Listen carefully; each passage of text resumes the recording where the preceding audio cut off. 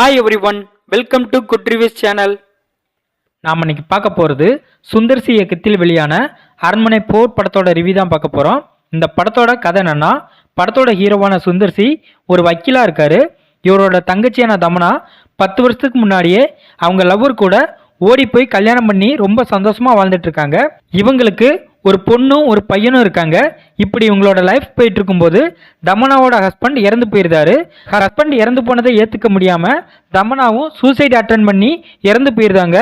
இதை தெரிஞ்சுக்கிட்ட சுந்தர்சி தமனாவோட ஹஸ்பண்ட் ஊருக்கு வராரு.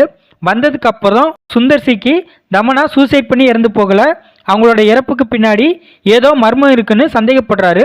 இதுக்கப்புறம் அந்த ஊரில் தொடர்ந்து சில கொலைகள் நடக்குது.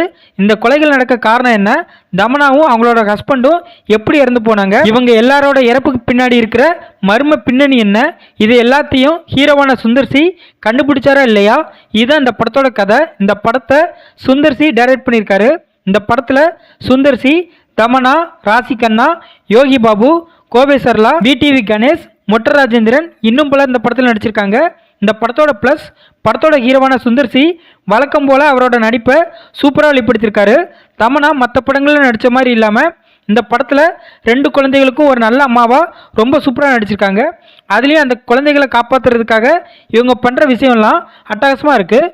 படத்தில் நடித்த மற்றவங்களும் எந்த குறையும் இல்லாமல் அவங்களோட ரோலை நீட்டாக பண்ணியிருக்காங்க. படத்தில் உள்ள ஹாரர் சீன்ஸ்லாம் ஓரளவு ஓகேவாக இருக்குது. படத்தோட சிஜி அண்ட் விஎஃப்எக்ஸ் ஒர்க் செம்மையாக இருக்குது. படத்தோட லாஸ்ட்டில் ஒரு பக்தி பாட்டு வரும், அதில் 2 ஹீரோனையும் டான்ஸ் பண்ணியிருப்பாங்க, அதுவுமே சூப்பராக இருக்குது.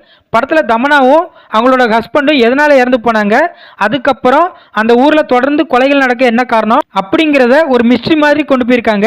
அது ரொம்ப இன்ட்ரெஸ்டிங்காக இருக்குது. படத்தில் ஹிப்ஹாப் ஆதியோட பிஜிஎம் ஓகேவாக இருக்குது.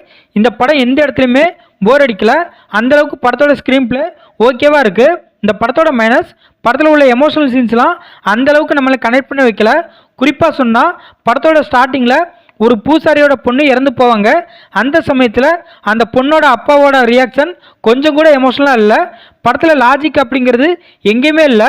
படத்தோட ஸ்டோரி சுந்தர்சி இயக்கத்தில் வெளியான அரண்மனை படங்களில் பார்த்து பழக்கப்பட்ட அதே ஸ்டோரியாக இருக்கிறதுனால சில சீன்ஸ் ப்ரெடிக்டபிளாக இருக்குது.